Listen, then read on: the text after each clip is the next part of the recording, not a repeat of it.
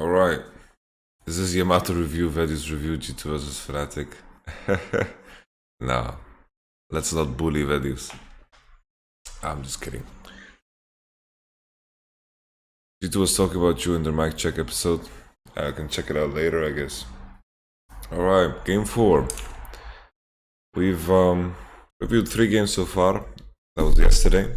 The last one was a game that Fnatic won pretty convincingly. They had a very good draft, and I don't think G2 had a lot to show for. They tried to stall the game out as much as possible, but eventually Perks got caught.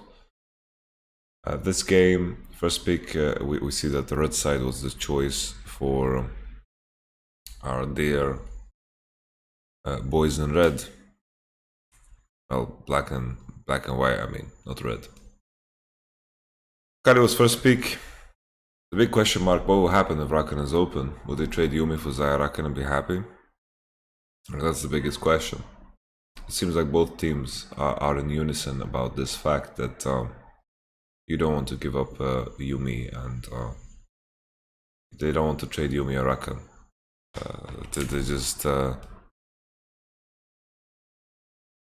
They just kind of agreed to it. I'm curious to see what would happen if Rakan was open and so forth. Shen, Lee Sin. Shen was Lee Sang's so-called trash pick, if that makes sense. In the series, of course, Mickey was blind picking trash and had a lot of success because he had no counter to it. Yeah, they pick Shen because it's also double flex, right? It can go into support or it can go into top. Lee Sin blind jungle with Gragas picked up already. He most likely doesn't want to play Elise with these two. Brox's champion pool begins to dwindle a bit here, so he picks up the Lee because this is a matchup he opted into many times. We said also before that what's his name? Reckless has enough champions to go after Pinch, so he's cool. Just gonna take a sip.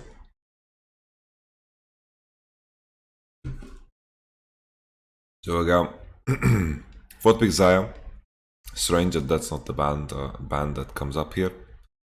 I guess Tristana Xayah is a matchup that they are very happy with, because of course Fnatic they ban second, so they can almost predict always that Xayah is going to be the 4th pick here. They're happy to play Tristana into Xayah. GP ban, Ezreal ban, Renekton had 0 success, so they kind of wanted to pick Renekton. It seemed also at this point that they gave up on Renekton, because they struggled the most to play the compositions. They had like Akali, Elise, and Renekton, so yeah, they just want them to pick it. Last pick Karma as well with Shen. Last blue side pick. Both can go bottom, both can go support. Akali can go top, Karma can go mid, Shen can go both. Karma doesn't have much synergy with Shen support, but this is double flex. But in this case, the double flex is pretty useless, honestly. A lot of champions that are good into Shen can be good into Karma, so this is not something they have to care about. Also, Trash is good into both. Probably Karma can lane better into Trash, but Karma Tristana is a bit of a meme. And I think Trash Xayah would win this matchup. So Karma top seems natural. Lee Sin with AP mid, AP top is very good, because you have good damage mix. With Lee Sin you want to have good damage mix, so you're always effective with your damage. Here there was also the option of sending Sylas into top to match Karma or match Shen. I think Sylas can do good into both, but they opt in to pick Irelia.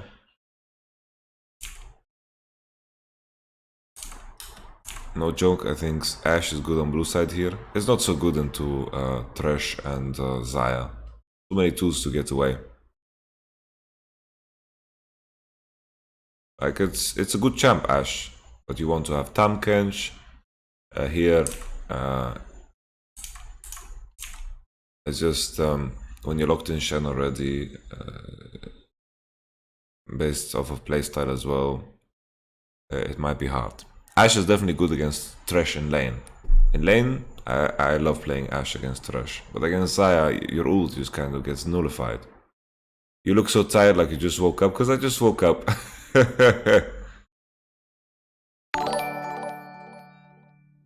There's no way Thresh and Xayah get onto Ashe with Karma. That's a hard bully lane. Yeah, lane-wise, it's good. Lane-wise, it's good, but then it kind of falls flat and falls short. And it's something that Fnatic don't want to play. Thank you so much, Grizzly Star, for joining. Why didn't they pick up Rene for Buipo? I think they gave up on Buipo because... I mean, they didn't give up on Buipo. They gave up on Buipo Renekton, or they gave up on Renekton. Because honestly, it's... just didn't work out. They lost every game on Renekton, I think, against G2. They just know how to punish it, and afterwards, they don't recover, and Renekton you need to do very well early for it to be good. Even though I think Renekton is a strong champ, it doesn't provide so much for a composition. Thank you, Grizzly Star, once again. Vasco BG asked me to make some noise. I'm making a lot of noise. I'm making so much noise right now.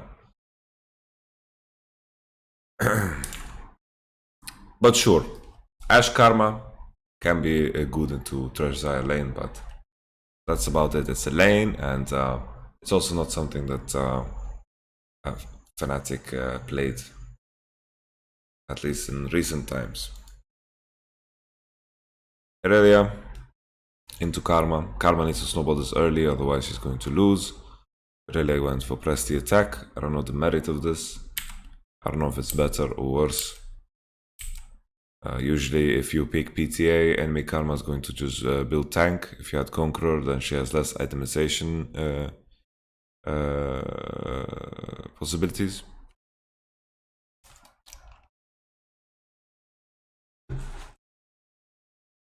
Two v two, I think Karma Lee Sin can win. I feel like Gragas can also outplay. It's not completely what's it called?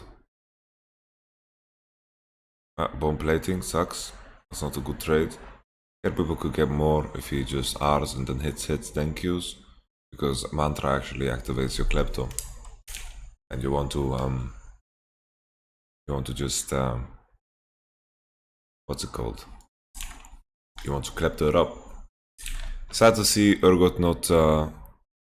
Yeah, Urgot was just a specific pick into Gangplank. When's the last time you saw anyone pick Gangplank into Fnatic of a sense?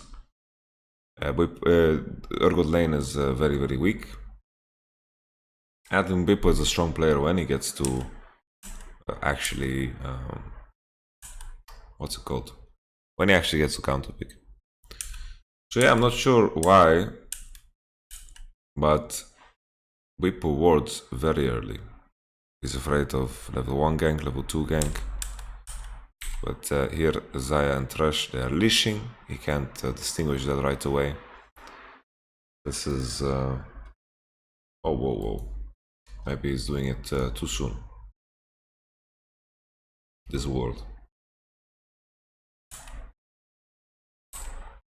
Because after the ward... After he warded, he doesn't push either. It's a really strange decision making here. Because he warded, doesn't push. What's the point of warding then? Because here it's strange to me that Irelia gets the push. I don't think it should be the case. He did waste Mantra Q on Irelia, so maybe that's why. But he had a better angle. So he's warded and he's giving up the push. This is very good for Irelia. Bottom matchup should be in Xayah and Thresh's favor, but you always have options if you manage to outplay with Shen Taunt. Irisang is a freaking good Shen. Maybe if he outplays and manages to get the taunt on Thresh before he flays or something like this. I do believe it's favored in Thresh's side of the skill matchup, of course, because you can cancel the... Have you bought ProView? I get it for free. I have ProView, but I can't use it. Are those Sony WH-1000 XM3? I think this is XM2 or 1. I have the earlier adaptation.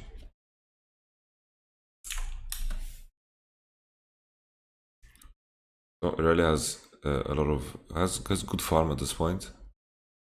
Getting this wave into the tower is quite important, but I think Bwipo should contest this hard. He should not let Irelia push this in, because the wave position is very bad. This is very good for Bwipo if he can keep it.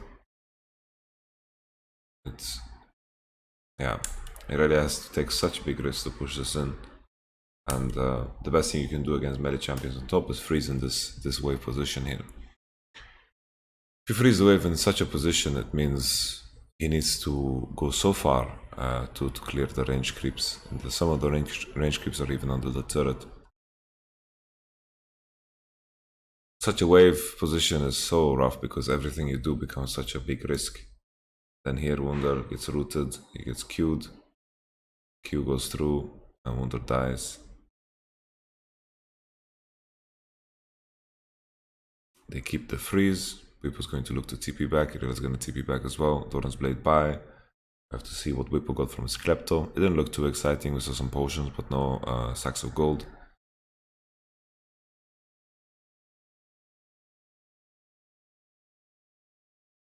It's just a tough situation here because Jankos is covering, but then they find a way to go past.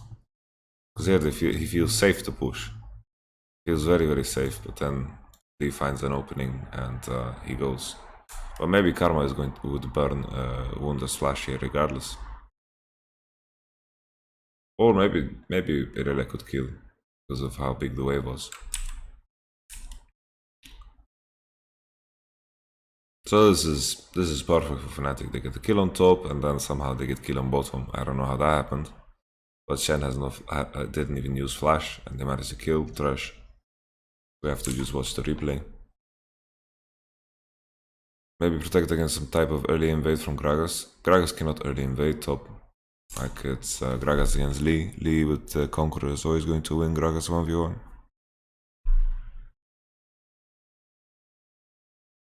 Oh, Gragunia, Nemesis, the TP. This is Karma TP.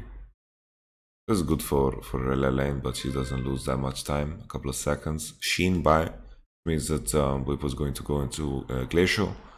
What could happen then if they go into Glacial is that both Irelia and Sylas want to itemize magic resistance against Akari and Karma. What could happen is that maybe there's some lane swaps going on here after Karma commits into a lot of armor. So let's see this all in on bot.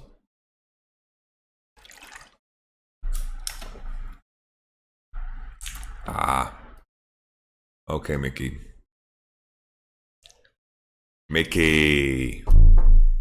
Oh, sorry. I'm so sorry for hitting the table. Depends who face checks who. Greg win if he goes first. Yeah, sure. But Lee should clear faster, no? Lee should clear faster than Gragas. It's like, are you worried about level 2 gank? It's like Gragas does short trade and runs, you know? That's how he wins. But if Lee commits all the way, he's going to win Gragas with Conqueror, I think, every time. I think it depends on what camps you do, no? Because if Gragas EWQs Lee, he needs to pray he doesn't get hit by Q of Lee Sin, I guess. But sure, yeah. Gragas short trade, run. I can see him winning. God Gillies in the chat, boys. Good day, non many. Cancel Liquid.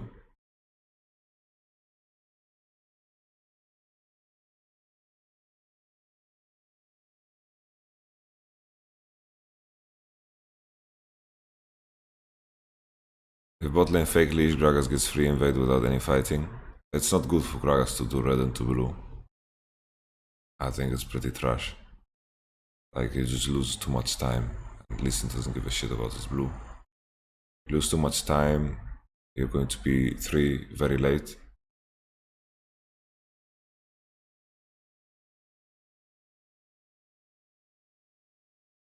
He can do Raptors solo, but after he does Raptors and red, he's not in time for blue anymore. As you can see, yeah, Brox is level 3. Roxa would be... He did red.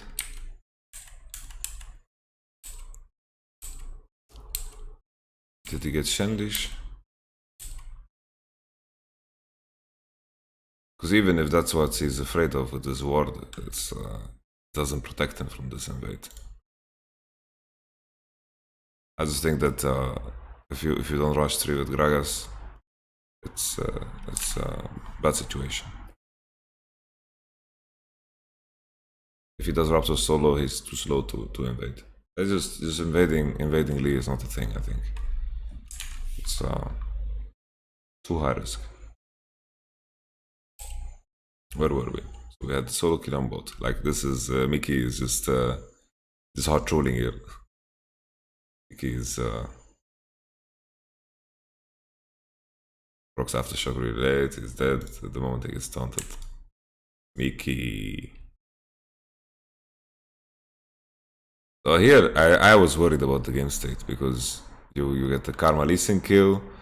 They have to hope to continue to snowball. He's itemizing armor into the PTA. It's a good situation if they continue. They need to later they use Shen to maybe deny Irelia all in. They maybe fight on 2v2 mid with Akali Lee Sin and Shen ult. Super strong. And then bottom matchup once again is winning when they're playing Tristana Shen. This is what happened last game. Tristana Shen winning their matchup is crazy. Especially against Xayah Thresh. It's really nuts. I think Fnatic bot lane was bot lane is a monster, man. Monster.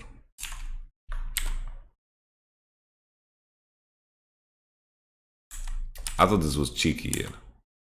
Trying to find Mickey, dash over the wall, but Shen has no taunt here. Okay.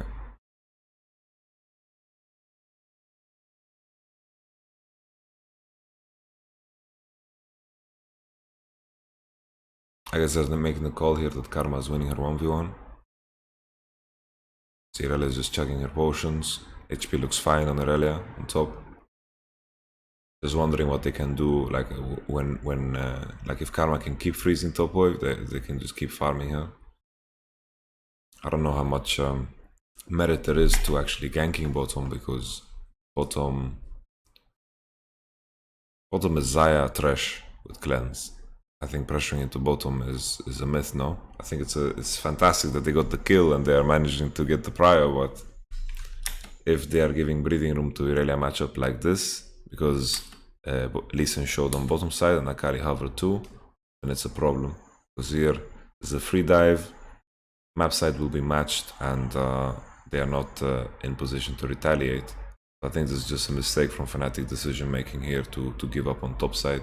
I think bot side is completely safe.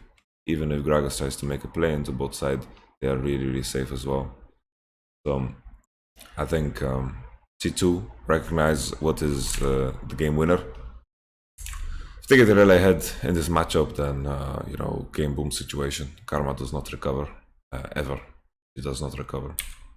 Still weird that G2 didn't consider sending Irelia into mid, especially after Wonderwise MR and shit. I think he can win into Akali. Maybe Conqueror PTA is just too big difference for them to do this, or maybe it's just a comfort thing where they want to keep mid lane in mid and top lane on top. Gadasz coś po polsku jeszcze? No pewnie, że umiem mówić po polsku. Jakie, ale pytanie to jest. Okay. Cloud Drake. Using tempo for Cloud Drake. 2k19. It's alright.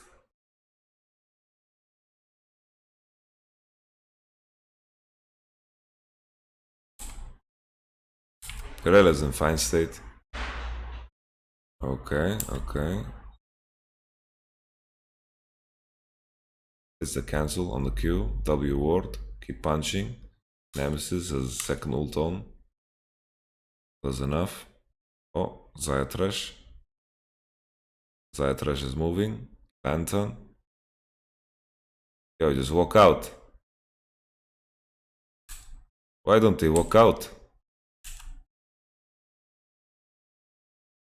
Like here, Nemesis is parrying already. Why are they walking right?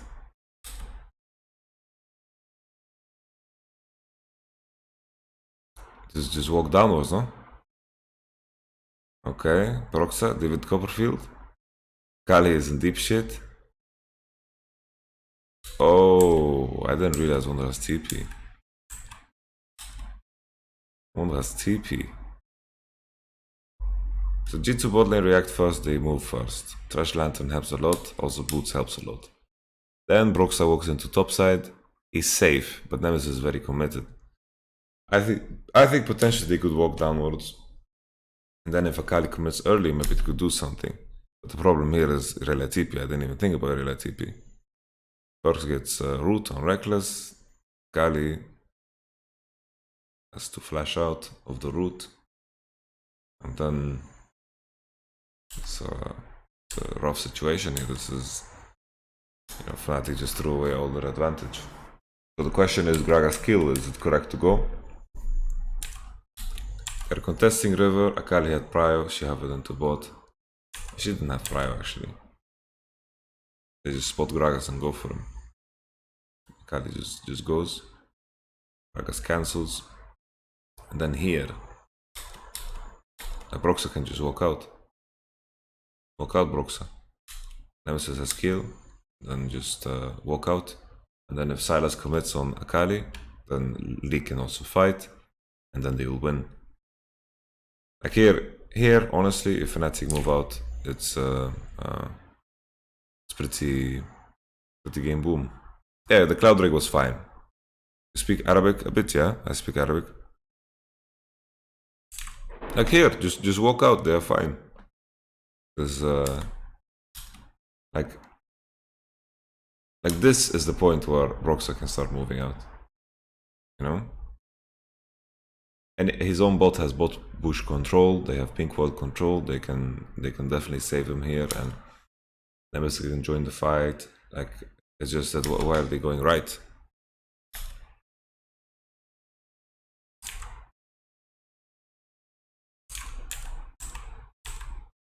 And that's also a good consideration, because here, as you said in the chat,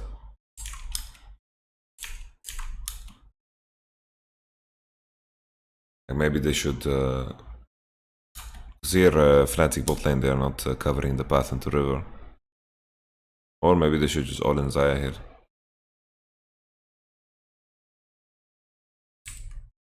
They were just chilling in the bush. Anyway, they throw away their whole lead.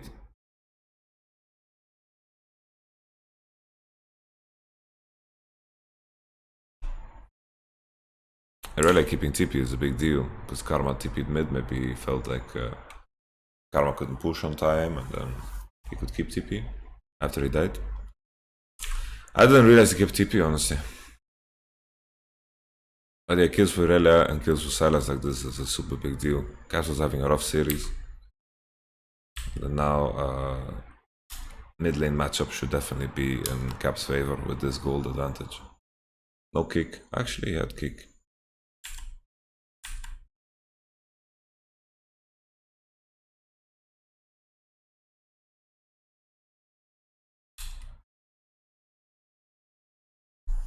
Does he kill?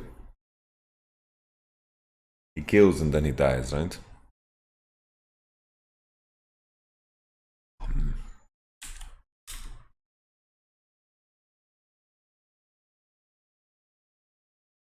Yeah.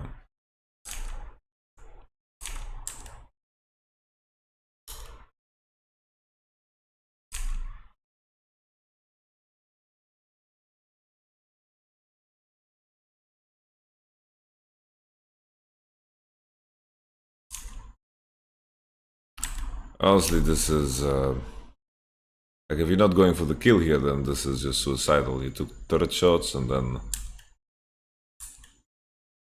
you know, Gragas position is shown here. He's walking over the crab.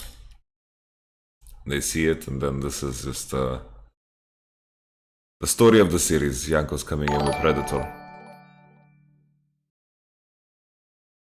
Look at that. Ooh, Woody Fruity. Ooh. Nice. Wunder staying away. Also used kick. Holy. Mauro Gari is now hosting you for up to 60 viewers. Thank you very much. It's pretty cool. Thank you. It was very nice of you.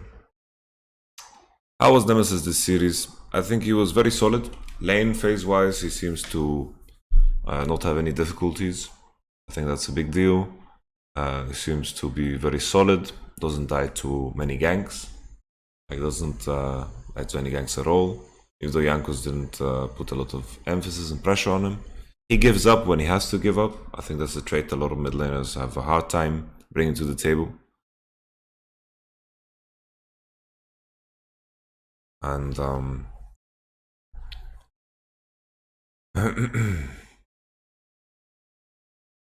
I just think later fights he's struggling on picks like Akali. There's not a lot of picks that are like Akali, maybe Sylas. I think he looks a lot better on Twisted Fate and Corki because they are a bit easier to play in later parts of the game. And I think they also reward Nemesis gameplay because Corki and Twisted Fate, the hardest part is just knowing when not to die, you know? Just don't die until you are strong enough to become monster.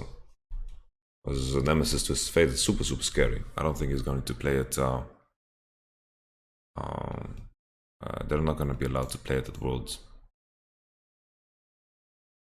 Why are they only picking Akali Silence? Surely there must be picks that are better. They're just too OP. Akali Silence are just a whole different tier of champions in terms of what they can and cannot do. Any champions you pick into Akali Silas as laners are also at a disadvantage. Maybe Corki into Akali is fine matchup. TF into Akali is okay as well, but even that Akali can win.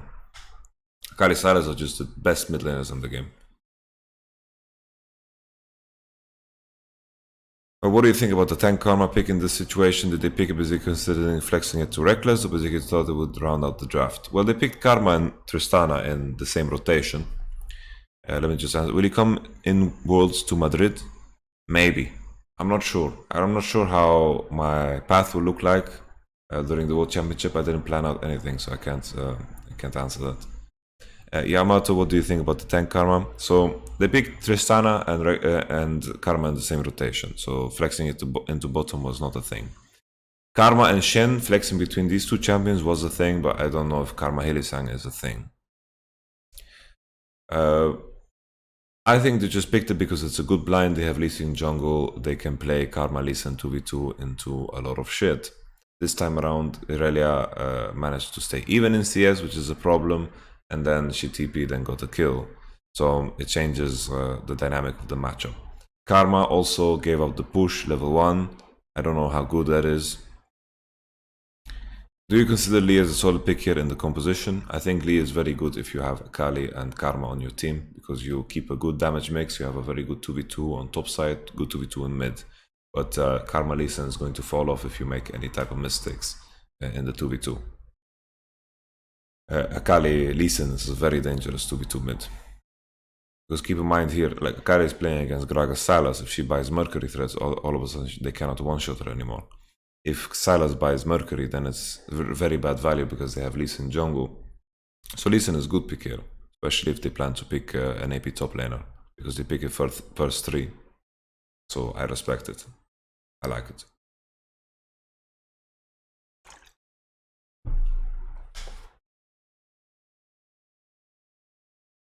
Leona's playable versus Rakan. I think Leona is not that good into Rakan. I think it's a myth. Rakan has a lot of tools to get out, and I think Rakan is just overpowered, honestly. Like Leona is okay into some AD carries. I think it's good into SKT. What about matching Sylas with Renekton mid? Sure. There are some like cheeky counters that you can play into Akali or Sylas, like the Renekton. We saw it game 5 as well. You think Zoe is bad into Sylas Akali? Yeah, do one mistake or have bad RNG and then you lose mid. Is luck still a thing versus Rakan? It's okay, but it's not good enough because Rakan is just too high quality of a champion. Even if he goes even in lane, he's just too busted. Like later parts in the game, he's one of the most OP champions in the game because he scales so well. Raka with flash is one of the most dangerous things in the game.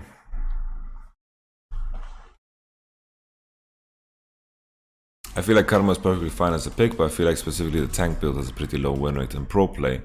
The reason he went for the tank build is because the enemy has PTA, press the attack, instead of Conqueror. So that's the reasoning. But if you fall behind with Karma tank, then go next, honestly. So this kill here that they just got on the screen is a really big deal. Why did Fnatic not just draft Jax again if it worked twice? Because you cannot blind Jax. Blinding Jax is complete suicide. And they're just picking it into Kled.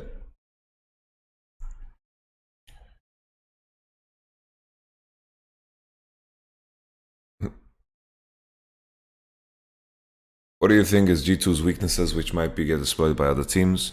Well, honestly, if G2 makes any of these mistakes against some of the teams that are the World Championship, like I think, for example, I think IG could still be really scary if they get some kind of lead. I think they're not gonna let it go. Many of these games, Fnatic managed to get a lead, but then they throw it away. We saw at the situation in mid. So I think G2, it's like early in a game, they tend to play very, very loose, and then they give something up, and then they manage to come back a lot of the games, and then they stabilize and play very smart. Mid to late game, G2 is a monster, but that I feel like that's because G2 is just they are too careless in the early game. So I think if they don't get their shit together in regards to how loose they are playing at early parts in the game, I think a lot of teams can roll over them with some of the leads that Fnatic managed to accrue and then lose. For example, game 3 of the first series, that was a series that they should have lost big time. There's a lot of I remember there's other games that are like this where Fnatic managed to gain a lead and then create something out of it. But this could be to the credit of Fnatic as well, because they have a crazy good bot lane. I think Reckless and Hylissang had so good form in this finals that it's almost easy to say that Reckless and Hylissang, they almost deserve to win a finals. But so did the G2 players. It's just that they played really fucking insane, Hylissang and Reckless. G2 and best of one would be hard, just remember MSI. Yeah, could be. I think they coin flip sometimes when they don't need to coin flip, and they have some bad drafts, but that could be sometimes preparation against specific opponents. Because here against Fnatic, even though they had some bad drafts, it's hard to prepare against Fnatic because they're a team that doesn't show that they want to play very differently. So first early games, they took some risks that didn't pan out, like the first pick Pyke, enemy showed Leona and Silas jungle, and they had no pick into Akali, so this was a big problem for them, right? They took a gamble that didn't work. Then I think also game 3 draft, they had no chance. But it's so strange because like Shen winning lane against Thresh or Shen winning lane against Kaiser Brom. I guess Kaiser Brom, it's legit. I think it's normal that they win against Kaiser Brom, because Brom does nothing against Shen and Tristana. You just don't really block any damage. So it was interesting. Blinding Jax will result probably in a Cannon counterpick. You can play any ranged champion and you can bully Jax out the lane. Without putting the results into consideration, which team would you rate better, Fnatic or G2? I would rate G2 better because I think they have a higher peak. I think Fnatic showed what their peak could look like in this series, and I think G2 didn't. Like Cap's form didn't look too good in the series, and I think Mickey's form didn't look too good. I think Perks and Jankos delivered consistently. I think Perks had some recall blunders, but other than that, he played really well the series. And then Wunder was also playing well most of the games. I remember he played like opting into the Kled Jax matchup is not that great. Do you think Broxah underperformed this series? I'm not so sure. I'm not so sure. It's hard for me to gauge how good Broxah is. I feel like Broxah, when he manages to string everything together, then he looks unstoppable. Meaning, like, let's say Fnatic level 2 invade, and then all of a sudden they level 2 invade, he gets a kill, he gets to snowball, he gets rolling, and all of a sudden he looks like an absolute monster. Like, look at the confidence he portrayed in the Schalke series. That was beautiful. But can he replicate this against the best in the world? It's harder. I feel like Broxah can snowball those games, but when games are more even state or more games are more like when his team is behind, it looks a lot harder. But this is hard. The reason it's hard to judge a jungler is because this could be the problem of his laners too. Like, let's say Broxah is on G2, maybe his performance looks a lot different. It's hard to judge this because G2 showed in this series a lot of patience in terms of waiting for Jankos and fighting when Jankos is around and finding those timings. Because Jankos in the series, it looked like he was always coming in at the right time, you know, with his Predator. He's like jogging in, you know? He's jogging in with Gragas. He's jogging in, and then, you know, his teammates are fighting at the right time, and then boom, he gets a kill. Because I think Pipo has a hard time respecting ganks at the timers, you know, and G2 have very good coordination with Jankos in this series, I felt at least. And that was something you can attribute to the jungler, you can attribute to the laners, but I think it's a mixture of both. And I think this is what Fnatic struggle on.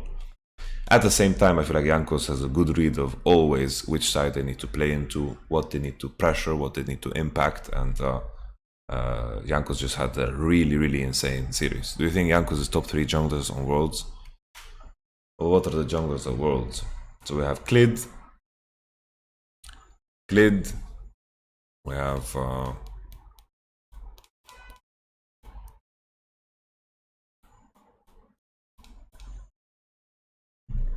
Tarzan, Klid, Tarzan.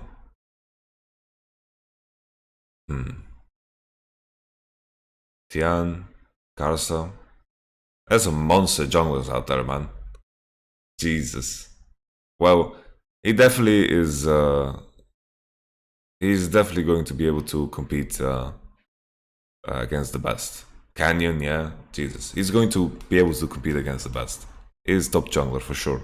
But there's many top junglers. It's hard to just say, this guy is the best jungler in the world. It's not a rule where you can say it like that. Will every player of G2 be in top 20 best world's players list? Maybe. You want me to predict top 20 player list? That's a big troll. There's a lot of AD on Corki still from his crits. No. He does no. It's like the lowest AD damage champ in the game.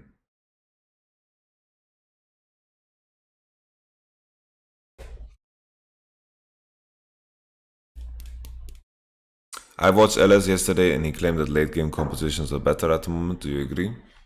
That's quite a blanket statement. I think it depends.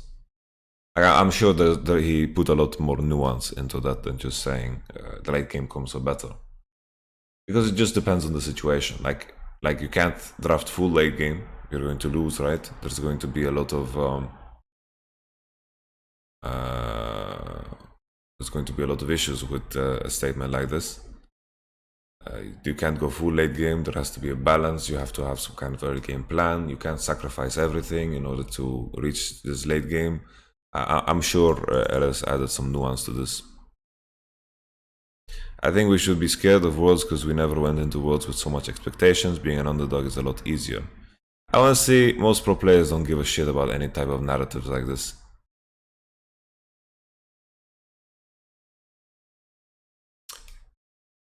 He didn't say the late game comps are better. He talked about how insurance champs are good. Oh yeah, in a best of 5, I think picking champs that, like Renekton, for example, can be good, you know, because it provides a lot of initiative in the early game, but if it falls flat, then it's really, really bad. And I think you need to find a balance between both. You need to have a strong early game, strong mid game, strong late game. If you try to just gamble it all, then in a lot of cases it doesn't look so good.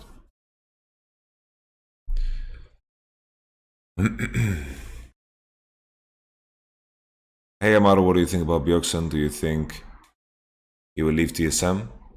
If yes, to what team could he go?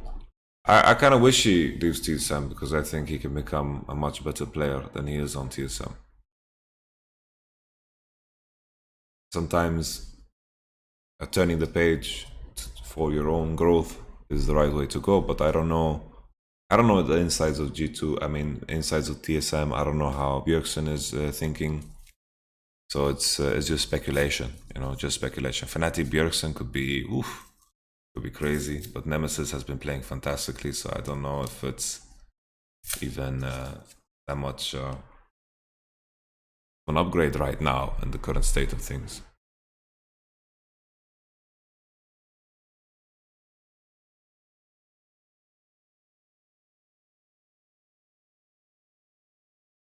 TSM has been holding him back for so many years.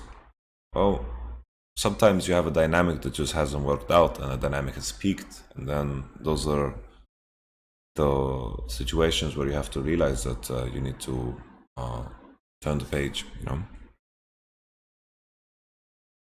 Wouldn't you rather commit to something than have it half-half? Well, I think in the sense of composition, you can't commit all the way to something. So think of it like this. Oh, let's pick late game, Kog'Maw Lulu bot lane, Azir in the mid lane, top, we just pick Ornn, he's gonna build items for us, and then in the jungle, you know what? Maokai is broken, let's pick some Maokai. You know, that's committing all the way to late game and just praying that the enemy team sucks, right?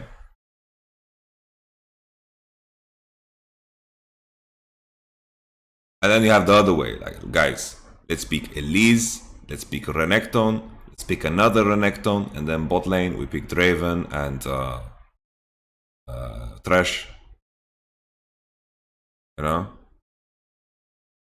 I can't think of champions that are like so hard committing to early game. You know, that's like, you do something wrong. Sometimes you have to snowball a game so fucking hard that 5k gold lead is not enough, you know, for you to finish a game.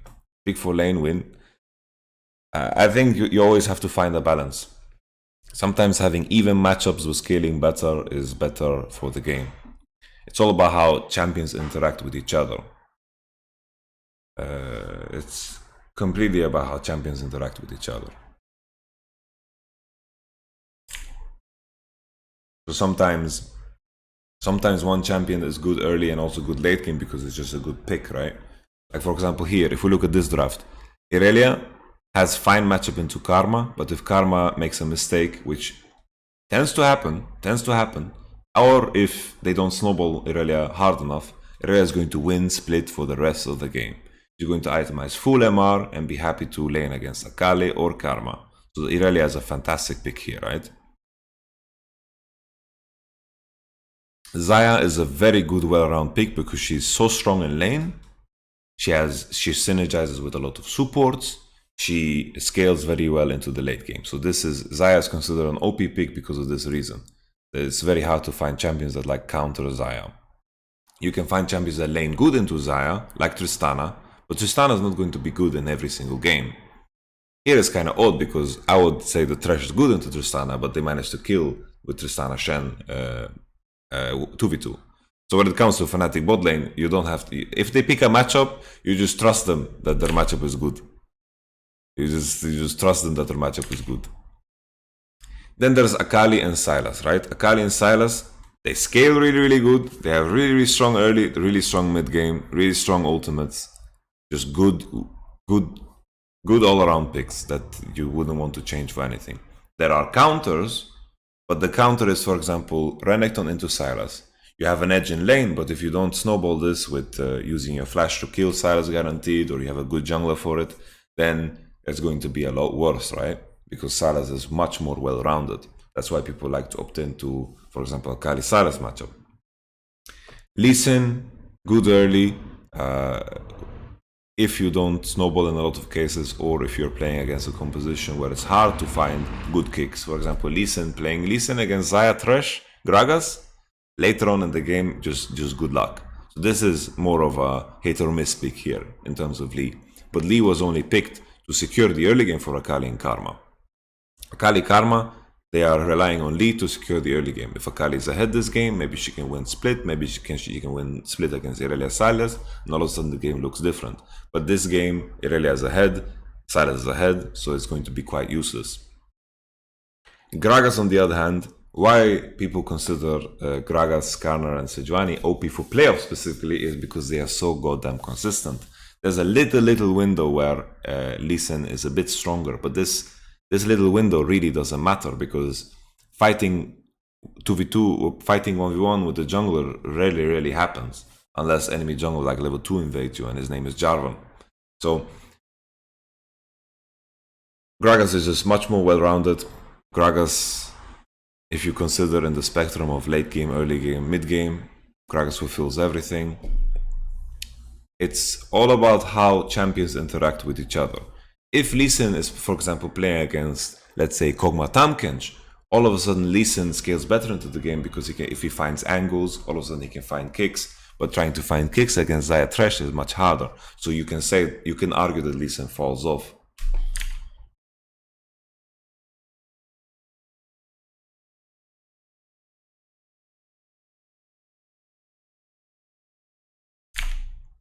Okay, let's continue. We talked for like 40 minutes. We're not even close to being done with the game. Okay, Sylas mid pry, of course he's super far ahead, roam into bottom. Fnatic should spot us out, they push in the wave. They're walking to hit the tower though, and Caps slip through. Oh, hook! Oh, they don't go. Okay. Is Sylas afraid of getting one-shotted? Is that what's up? I thought it would be hilarious here if Shen steals Shen ult, but maybe he loses 1v1 against Akali. If he does keep ult on to steal. He can't steal Akali ult. Oh, okay. Holy.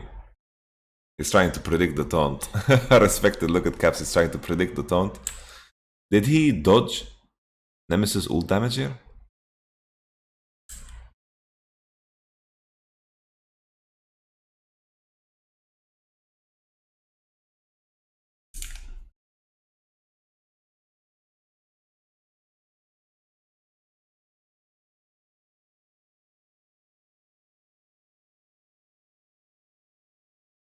Looks like he took damage, no? Pozdrowienie z Polski, #wit, dziękuję bardzo. Pozdrawiam powrotem. Are you gonna do the same type of stream for Worlds? I'm praying that I'm on the broadcast, but if I'm not, then yeah. Is there something that actually stomps Akali in lane? Like Gangplank? Gangplank is a big counter to Akali in lane. I try to play fucking Gangplank. Super hard.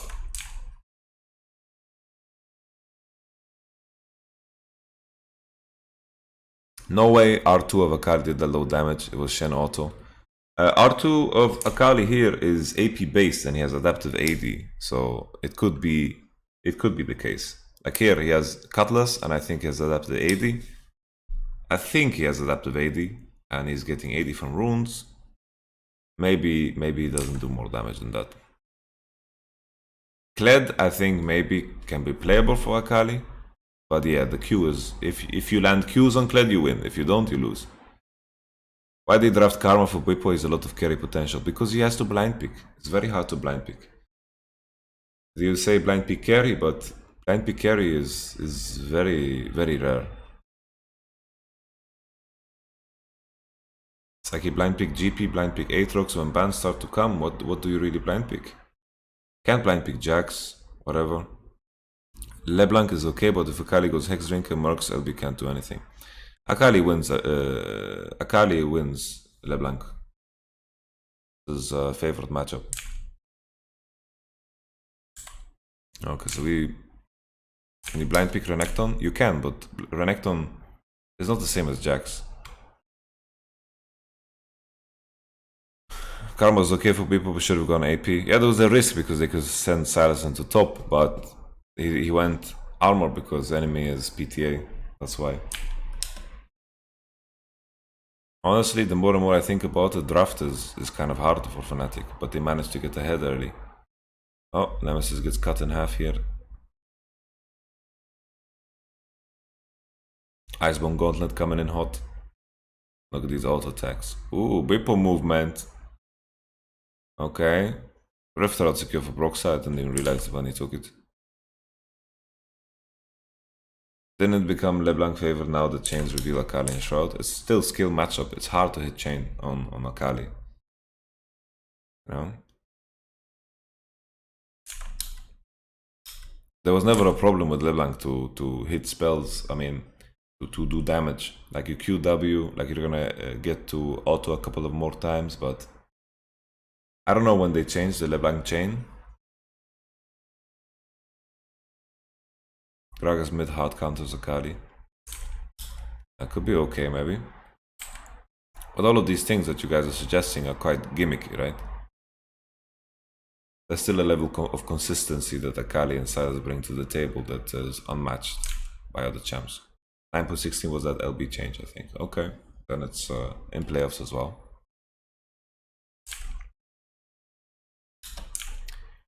They did not buy any anti-heal in this game against Irelia Sylas is the reason why. Not sure. The Morello is a good item for Akali this game. But maybe they just feel they are too poor to buy something like this. Zaya was left alone for quite some time when Gragas is there to match. Pressures in base, kills OHP, comes back into mid lane.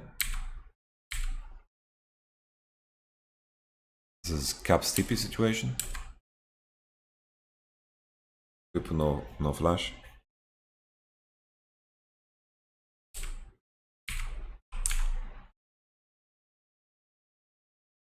They got anti-healing, pretty sure Akali built Leandris. This is Leandris is not anti-healing. Leandris is really bad this game. I think that he should buy Morello. If he doesn't buy Morello, then he's trolling. That's just how it is. The top is boom. Irelia Karma matchup is complete boom. If you have Klepto and you're even in gold, boom. Right now, finished item on Irelia, lifesteal. This Karma is not gonna do enough damage to get through all of this lifesteal. This is very problematic. They have to maybe match Akali, but Karma has no chance into Sylas either. The only hope here is that they do some kind of play with Shenhold on Akali lane. And that's about it. Karma just catch wave and group. But Karma grouping with Icebone Gauntlet is gonna be dog shit. It's pretty fucking useless. Gragas is on top. Oh, he's bouncing around. Ooh, healing so much. Okay, tower gone. First tower of the game. Top matchup is boom. They're trading for bottom side. G2 is respecting. Silence stays on mid wave. Good vision built up here by Fnatic. So what happens when you play around your ward item. That's a trade-off, right? When you play around bottom, because top side you will not have any wards to put.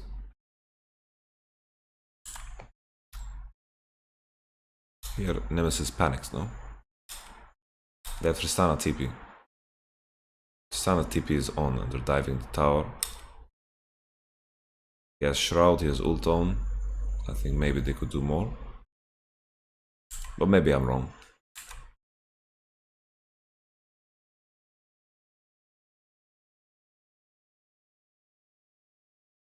I just see Tristana TP.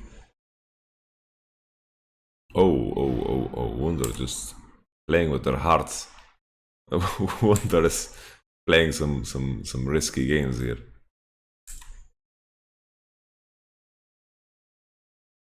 Because here, I don't know. I see Tristana TP. I thought this is good fight for Fnatic because G2 is just hitting the tower.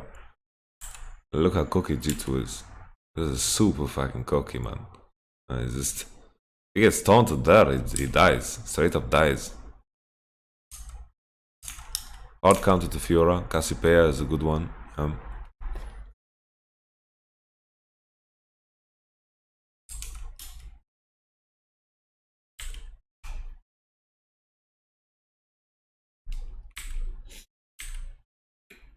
This game G2 should just play on side. The only problem is still the Shen pick. The Shen pick puts a lot of cogs into this puzzle.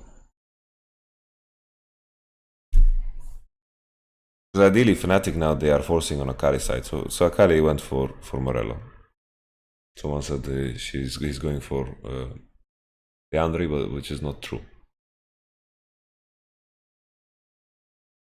So I do believe Gragas, Zaya, Thresh will have mid prio. They're going to push, hover into one side, and then maybe Shen, maybe like they just play into Sylas side. They keep Irelia TP, and this is how they pressure the whole game, and Shen doesn't matter. I guess that's the case, yeah. They just play away from Irelia. Irelia has TP. Irelia pushes and then hover into bottom side. I think Gragas should be here on bottom side now. Gragas is catching now. TP is on in about 2 minutes.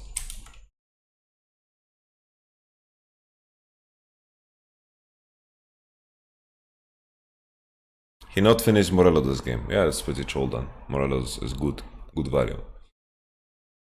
But maybe he just feels like he's behind. In what situation do you build like this on Irelia? So basically, you go with Sand versus Akali, always. Enemy will not be able to buy void stuff early, especially if they're behind. Ravenous Hunter, I think it just goes, not Ravenous Hunter, Ravenous Hydra. I think it just goes for this because enemy Karma is full tank build, so you can just sustain any kind of damage. That's the reasoning behind it.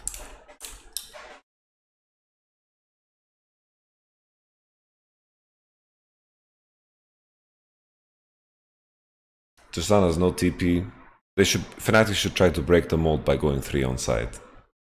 Meaning like keep one mid and then go 3 on side, try to find a kill, break the rotation. Because right now G2 will get mid prio.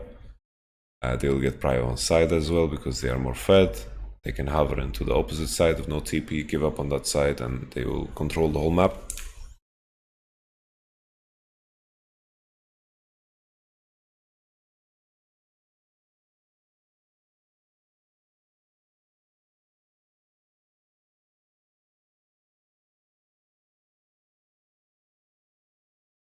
Why Fnatic picked Tristana here? For me, it makes no sense. They just pick it because it's a reckless classic. Seem to do well into the Zaya matchup.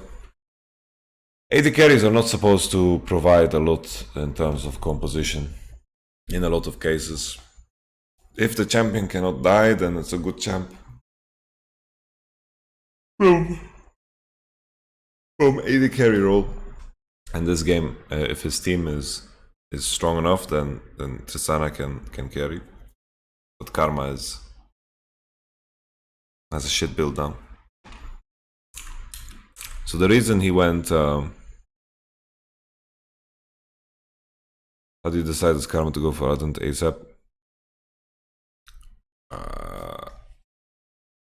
So basically this game he went for tank because he's laning against Aurelia and PTA. Like the matchup is not so good. Do you think Fnatic should have focused more on getting counters with Whippo? Well, good luck with that when you're on blue side. But yeah, Whippo seems a lot stronger when he has counter. He had 2 Jax games that looked good, but otherwise it looked quite bad. I think Whippo that's his strength. When he has counter, he looks good, but otherwise he has a lot of problems because I think as a team they struggle to play around these lanes that are more swingy. So this is a very swingy matchup, Karma Lee versus Irelia Gragas. You make one mistake and it's over. They managed to get a kill on Irelia and they didn't snowball it at all. They didn't snowball at all and Irelia got to tip away from lane, and that's a big problem. Whippo can't play from behind. Well, it's hard to judge that because sometimes he can pull off some crazy shit when he's playing GP.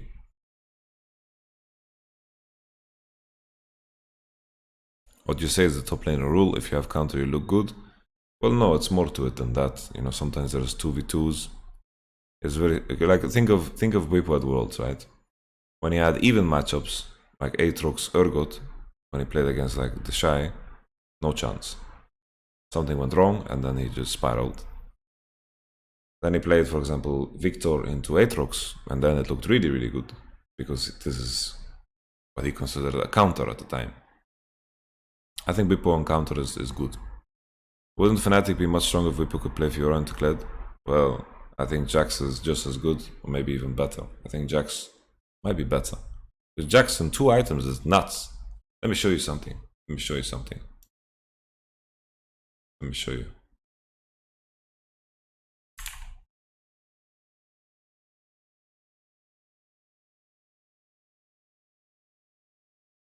Look at that. What happened, guys? Look. My team is inting.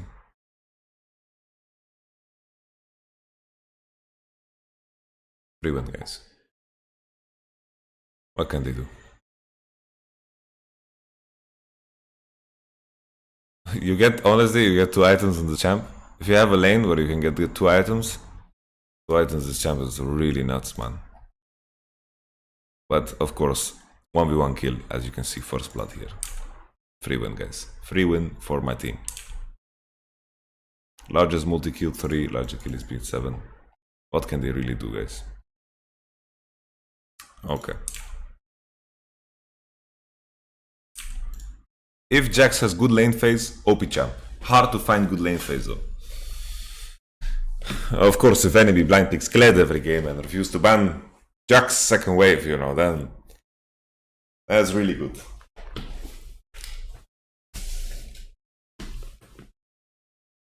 So this was a very big troll moment. This is really troll. Because Wunder is dead 3 times. Not 3 times, but he's dead. And he gets fucking out. This is so fucking troll. Who's the best Jax? I'm the best Jax.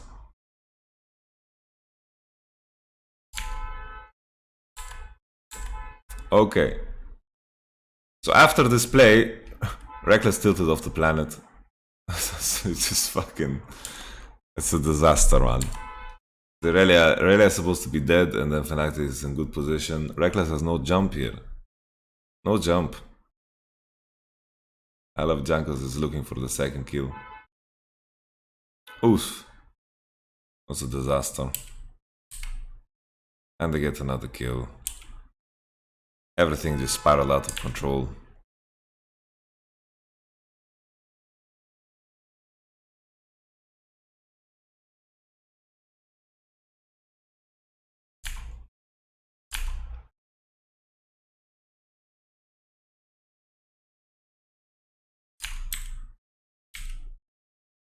Pro view! Let's see Wunder.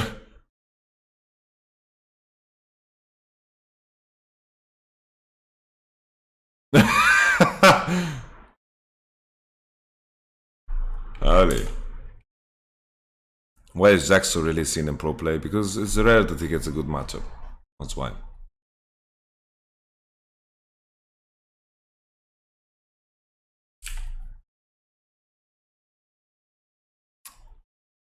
G2 looking for some fish. I mean, Fnatic looking for some fish. They're losing mid prio. Zaya's in good state. Salas has prio. Wunder has prio. Right now Nash is on the menu. They can't gank bottom. They can't channel bottom. Right now G2 all they need to do is push mid, hover into top, keep the wards in place. And all will be good. Karma Leandri buy is good. You don't want to buy Morello on Karma. But I don't know. Like after you buy Iceborne Gauntlet, your itemization is just fucked. Like what do you really do with your itemization?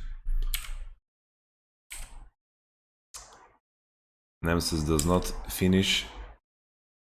Whoa, whoa, whoa, whoa. Beepo. You need to look at I look at your screen, brother. Whoa, whoa, whoa, whoa, whoa. Whoa, whoa, whoa.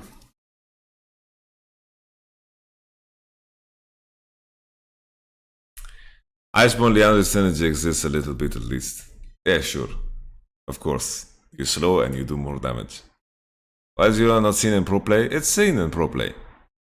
It's a good counter pick, but it's not blind pickable. He's a tank Yamato. Clearly, he can tank Guerrilla with his face. Yeah. What are good counters to Jax? Well, let me show you, brother. Let me show you. Let's take a look together. Lolalytics. Lolalytics.com. And then let's write Jax. Jax? Champion tier, champion. Really OP, guys. Oh, look at that win ratio in all positions. Jungle even, 53%. Jax lane counters. Irelia. You can win Ryze, you can win Sylas, you can win Yorick. Jax lane countered by Singed. This is a hard one, a really hard one. Singed. Cannon is decent, I think. Illaoi, I could imagine, could be fine, yeah, because the E mechanic doesn't do much. Cassio should be hard, but yeah, it's a jungle matchup. Jax synergizes well with the Nunu. So when you get the Disco Nunu in your team, just lock in Jackson. You have a 57% win ratio. Jace is also good.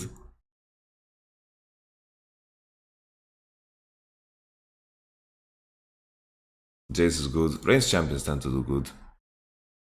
His Q cooldown is pretty high. It's not like Irelia you can reset or whatever. Okay, so let's resume. Whippo. Wunder was in stealth. Happens. Whippo dies, no flash on. Okay. Reckless, flash. Very important flash. Wunder's gonna lifesteal here, very fast, very quickly. Or maybe this is an opportunity here. Wunder is low HP, Broxa spots him, Nemesis in position. Maybe they can kill him here, but Mickey's standing ready with Lantern. This is what they're respecting. These get a tower, they should push out Fnatic from their own jungle. Because Fnatic, they are not really defending. G2 is taking correct decision to just keep pushing here. Because Fnatic are not giving up their blue side position. There's something about Fnatic and G2 that they're giving up mid push and giving up mid position to maintain a position around Nash. G2 are walking forward here, they're looking to reset so they don't use this wave to pressure. Gragas on Crab, next Drake is Infernal, G2 is very happy. G2 keep playing on mid prio, Sylas prio top. This next play is pretty good. This is a good way to find the window because TP on Tristana is on, TP on Karma is on. Trying to find the kill here on Irelia breaks the mold of the game. They have Shen ult as well if things go sour. Shen ult is used to save Whippo because they're scared, but I don't think that's necessary. Whippo is quite safe. Irelia is not that OP, guys. And here we have two TPs on. They're in good state and Nemesis is just kind of lost. Nemesis shouldn't be in this position if his team is doing a play on bottom. This is a mistake. And of course, Wunder needs to wait a bit more patiently. Like if you want to prevent such a play from happening on both, is you need to wait for mid prio, you need to wait for top prio, and then when your enemy is standing on Nash, an enemy didn't show on mid wave, for example. Let's say this wave crashes all the way into tower. And Sylas is hovering behind, Gragas, Thresh, Xayah are moving into it and they're hitting mid tower, then something's fishy is up, right? So Wunder could deny this play by just waiting more patiently because no one's showing him mid wave. So here he doesn't need to contest, Xayah pushes next and then he goes. Especially if Karma's walking with the wave, this should smell fishy, you know? Fish market, you know? Big fish market.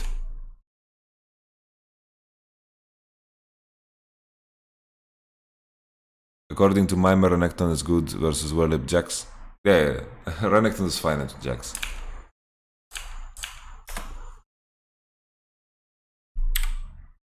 Actually, I played Jax into Renekton competitively against Youngbuck and I solo killed him like 3 times. But this was back in season 2. I'm sure he's gonna conveniently forget about it. You know? Okay, so we talked about how you can prevent such a play. No one would be on midwave, you see? Midwave is crashing right now, no one would be there. But Nemesis is out and about, so they're trying to punish here and look for a kill. Caps, root. Boom. Cut him in half, boys. I'm sorry that there's a little bit of G2 bias on my end because I've got love for Jankos, Perks, Mickey, and Wunder. And Cap seems to be such a lovable character as well, and it's just nice people, nice people. Kali dead, Tristana on bot, Tristana's TP on, Wunder TP on, spawns in 10. This is a 4v5, 4v4 for 5 more seconds, or 10 more seconds. We have to count TP timer. Prox is low HP, he was all the way in bottom. Was he in bottom? He wasn't in bottom. He wasn't in bottom, never mind, I lied. Mickey is looking for the turn, they know his position. Hook lands, Lantern, Zaya goes in. Tristana is nowhere to be found, she didn't have a TP position. Fnatic managed to get engaged on before Nash is low. The fact that this hook lands is a big deal. Very, very big deal.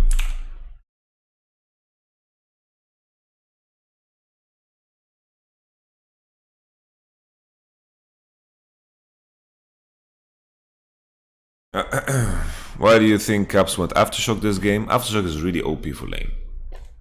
Conqueror is OP for late. Aftershock is for lane. Shouldn't Lex just keep pushing bot lane and try to take inhib and shake hand on Nashor? That's what he was trying to do, but his team got hooked. That's the problem here.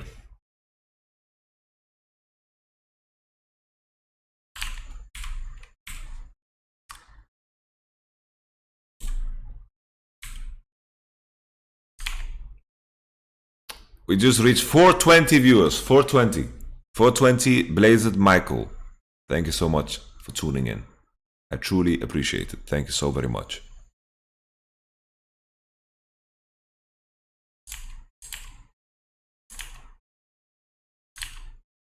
What's Sigrip? Sigrip. Okay, let's take a look. So both G2 and Fnatic keep leaving this little area open. You know, this is always providing both teams with a pathway to walk towards Nashor. But this pink has been alive for quite some time, I believe. I do believe. Oh, Jankos! Jankos! Jankos! Holy! Look at the angle! Look at the creativity, man! Oi, oi, oi. Right out of the Hillisang playbook right here. Boom! Absolutely monstrous. Oh, yo, yo, yo, yo.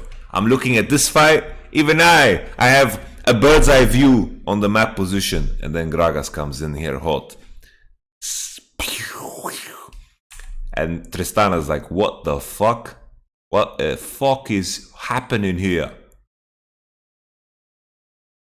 And it's a Nash. Holy shit. Yamato's Jankos older than you. He's been playing for a long ass time, hasn't he? So I was wondering if it's bad for his career. He's still gonna be playing for a long time. It won't get worse. Yo, the guy is in his prime. He's like, what is he? He's 25? I think I was 25. He's in his prime. Why should he stop? He's smurfing, man. Look at him. MVP of the series, MVP of the split, 2 times split winner, MSI winner. This is the year of Jankos. The year of Jankos. Why should he stop? Isn't this really bad by both teams to contest jungle? Their mid-wave is untouched. Who cares about mid-wave if you have control of the space? This is a very common misconception. Who cares about this wave if you're threatening Nashor? If you're contesting this space? Like sure, here from Fnatic it's a mistake, but from G2, no. They control the space that they want to control. Here Fnatic need to walk with the wave and they need to retake some space. Because here they have a ward at Nash. As you can see, ward on Nash. But I think Reckless walked up just to check with Blue Trinket. I think here he gets in range. Oh, actually the ward was always there, I'm lying. Ward is there, ward is in the pit. Definitely. It's a mistake from Fnatic to face check into here because they should walk here. But G2 maybe are looking to find a flank, maybe they're looking to find a position. So there's 2 schools of thought here. The problem here is that Fnatic don't have a side that they're safe on. And this play that Jankos did is fucking genius. I really like this play that Jankos did. Because no one fucking wards here. and there's the safety always in the back of your mind if you're blue side here, that you think that from bottom side you're safe, so you can play to bottom side and then hover into here. But let's say Fnatic didn't contest here. If they walk up here and Gragas is coming from here, they're coming from here and they're collapsing on them, maybe it's also a fucking disaster. I think just Janko's play here on this position is just really genius. It's a really, really good play here. But sure, there is a point to be made that they should walk with the wave here and then walk on mid wave, because G2 is not showing and they have vision on Nash. If they didn't have vision on Nash, then they have to contest through the space because enemy could be on Nash. And then here they spot them, obviously, they back up, and then boom, Gragas comes with the neck breaker. Oosh! Oh, can you point with your mouse? We don't know where here and here is. I don't remember what I said anymore, man. Oh yeah, point with my mouse. Jesus. Here and here it points to the monitor.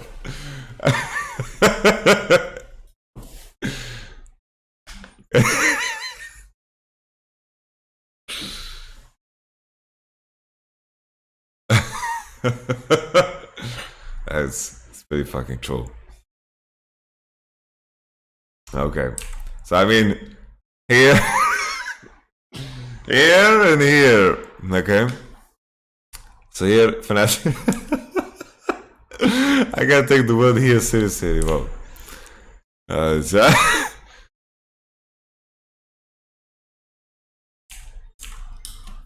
Okay, let's just move on, man. Let's just move on.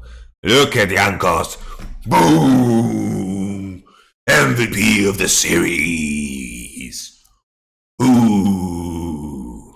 A really wonderful play. Breaks the mold. Breaks the mold. Love this. I'm putting this in my playbook. Watch Vitality do this next split, by the way.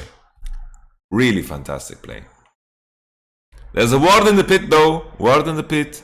This is the ward that Shen put when they fought and died. So they saw this ward get put. Caps with the neck breaker. Listen, gets cut in half. Boom! He even kept the buster shot. Keep fighting, Caps. Keep fighting. You could have kept fighting. Alright, and it's game over, guys. Game over. The Karma Lee Sin didn't pay off. They didn't figure out the early game puzzle. Very hard puzzle to figure out. They managed to fall behind against Irelia Silas. All of a sudden, Shen has less and less options to play into. If Shen only has one side to play into, all of a sudden he's going to look like trash. Someone in the chat mentioned they maybe should have put Karma mid, Tristana on side. But the problem is Tristana probably is going to lose side anyway. Tristana's going to lose into Silas. He's going to get fucking one shot because Silas is just going to break her neck with her own buster shot. Alright, here's an engage. Lantern, Flash, Mickey with the trash performance. That's the only champion he can win on. JK. But in this series, it's kind of true.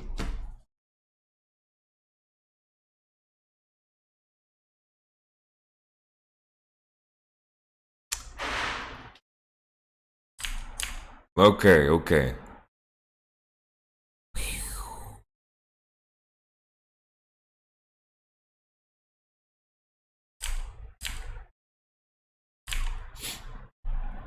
Okay, getting out, one inhib.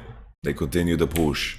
They're gonna do a 4-1 combination. Here we take a look at the fight again. Fnatic with the ward on Nasher should have just walked with the wave, but the problem is maybe Janko still finds a fantastic engage on this situation. Honestly, if we speak about this game honestly, the game is fucking lost. We can take a look here. Mickey level 11, matching here with Hillisang, doesn't matter. The shield doesn't improve that much. The box doesn't improve that much. We don't have to care about the levels. Silas, level 16. What an absolute hunk of a man. Level 16. Broxa, level 10 to Janko's level 12. Severe level disadvantage because G2 have controlled their enemy jungle for such a long period of time because they've had prio absolutely freaking everywhere. The only play Fnatic managed to pull up was on bottom, but that you could call a wonder blunder. Nevertheless, it is lost. It is lost. Here, I think if Fnatic try to walk with the wave, also it's lost. But you get that luxury because enemy has not cleared the bottom pit. It is still lost. Go next fast. Go next fast. Go next fast. Oh, Hillisang gets hooked. Mickey gets the better end of this trade this time. I want to give props though. Oh well, not props. It's fucking Mickey into that level 2 when he got killed and he got taunted. Mickey knows what he did wrong. Mickey. Okay, there we go. Super creep spawning, coming into the base from the left, from the right. 2 cannons with that long range, gonna hit the tower. Coming in now. Super creeps with the Baron buff. What can Fnatic do? Absolutely nothing. Hook. Mickey, did he just Hex Flash into Hook? Absolute monster mechanics. Perks running in, gets Lantern out. Keeping his AD on a leash. Alright. Beautiful. Jankos with the E. Nemesis responding with the E.